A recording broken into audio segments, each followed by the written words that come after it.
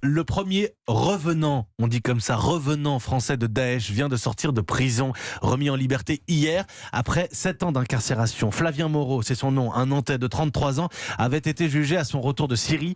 Une quarantaine d'autres revenants condamnés pour des faits liés au terrorisme islamiste vont sortir des prisons françaises en 2020. Oui, de quoi renforcer les craintes d'un pays encore meurtri, bien sûr, par les attentats djihadistes des dernières années. Bonjour Jean-Charles Brizard.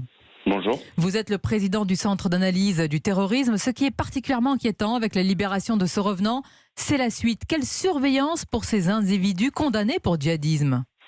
Oui, alors en l'occurrence, on a affaire à un individu qui, lors de sa détention, a fait l'objet de nombreux incidents. Il y a eu des agressions, des outrages, des dégradations, des armes artisanales ont même été retrouvées dans sa cellule.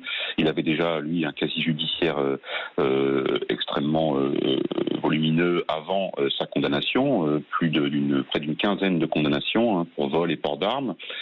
L'évaluation de sa dangerosité en prison a été faite, évidemment, et donc des mesures de surveillance judiciaire ont été mises en place après sa sortie, après avoir pu exposer sa peine. Ça veut dire que durant quasiment un an, aujourd'hui, il va devoir pointer régulièrement auprès du juge d'application des peines. Et en plus de ces mesures de surveillance judiciaire, il y aura des mesures de surveillance administrative. Depuis 2 ans maintenant, les pouvoirs publics ont mis en place un dispositif de surveillance post-carcérale qui est du ressort des services de renseignement. Et c'est là l'essentiel. Les services de renseignement vont devoir suivre cet individu.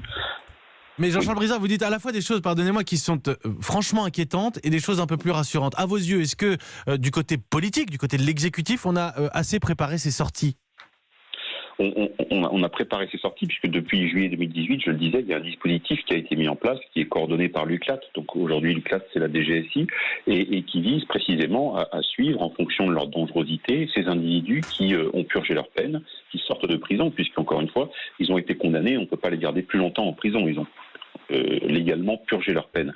Et c'est la raison pour laquelle tout l'enjeu réside dans notre capacité à véritablement suivre ces individus pour s'assurer qu'ils ne replongent pas dans des faits de terrorisme. Jean-Charles Brizard, merci à vous, président du Centre d'analyse du terrorisme.